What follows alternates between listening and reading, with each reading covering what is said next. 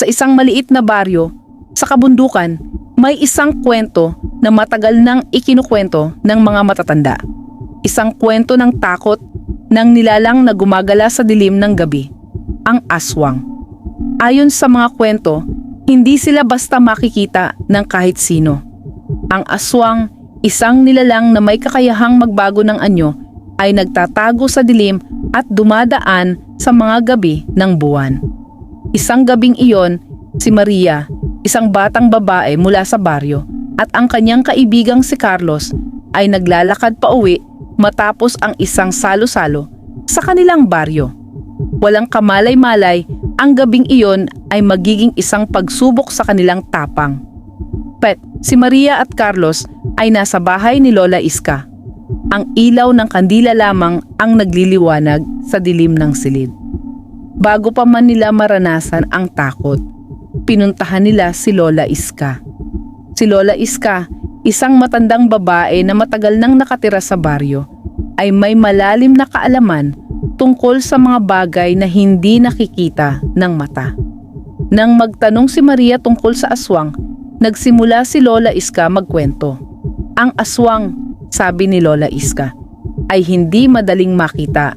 Sa araw, sila'y magmimistulang ordinaryong tao.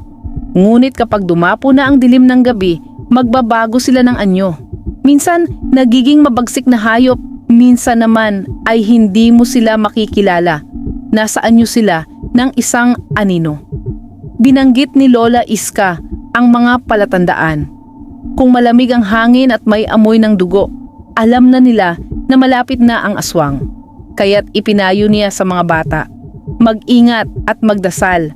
Ang dasal ang pinakamalakas na proteksyon laban sa dilim. Si Maria at Carlos ay naglalakad pa uwi. Ang hangin ay unti-unting lumalamig at ang mga puno ay parang sumasayaw sa hangin. Habang naglalakad si Maria at Carlos pa uwi, naramdaman nila ang kakaibang lamig sa hangin. Ang mga dahon ay parang nagsasayaw sa walang hangin at may kakaibang katahimikan sa paligid. Si Maria ay nagsimulang mangilabot. Carlos, nararamdaman mo ba yan? Parang may sumusunod sa atin, tanong ni Maria, habang ang puso'y mabilis ang tibok. Si Carlos naman, kahit may pag-aalala, ay nagpatuloy sa paglakad. Ngunit sa bawat hakbang, ramdam nila ang unti-unting lumalapit na presensya. Ang dilim ay tila mas nagiging makapal at sa isang iglap, isang malaking anino ang tumambad sa kanila. Ang aswang ay lumitaw mula sa dilim. Ang mata nito ay kumikislap ng mapanlinlang. At doon, sa dilim, tumayo ang aswang. Isang nilalang na hindi mo kayang sagipin o takasan. Ang dugo ay aking kailangan. Sigaw ng aswang. Ang mata nito ay kumikislap sa dilim. Ang katawan ni Maria ay nagyelo sa takot. Si Carlos, kahit takot na takot, ay nagsimulang magdasal. Lola Iska, tulungan po kami, ang hiling niya sa kanyang isipan. Si Lola Iska ay biglang dumating mula sa madilim na kalsada. Dala ang bawang at asin. Sinimulan niyang magdasal at magbuhos ng asin sa paligid. Sa kabila ng takot, hindi nawala ang pag-asa. Dumating si Lola Iska, dala ang mga gamit na makapagpapalayo sa aswang, bawang at asin.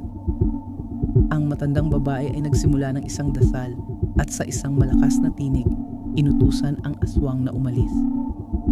Sa pangalan ng liwanag, lumayas ka, sigaw ni Lola Iska. Sa mga salitang iyon, ang aswang ay tila nayanig. Napilitan itong umatras. At pagkatapos ng ilang saglit, naglaho ito sa dilim ng gabi. Si Maria at Carlos ay naglalakad pa uwi, tahimik ngunit may kaunting ngiti. Si Lola Iska ay nagsusulong sa kanila. Habang naglalakad pa uwi si Maria at Carlos, natutunan nila ang isang mahalagang aral na sa gitna ng takot, ang tunay na lakas ay hindi mula sa mga armas, kundi mula sa pananampalataya at lakas ng loob. Hindi nila alam kung kailan magbabalik ang aswang. Ngunit ngayon ay alam na nila kung paano haharapin ang takot at paano magdasal para sa kanilang kaligtasan.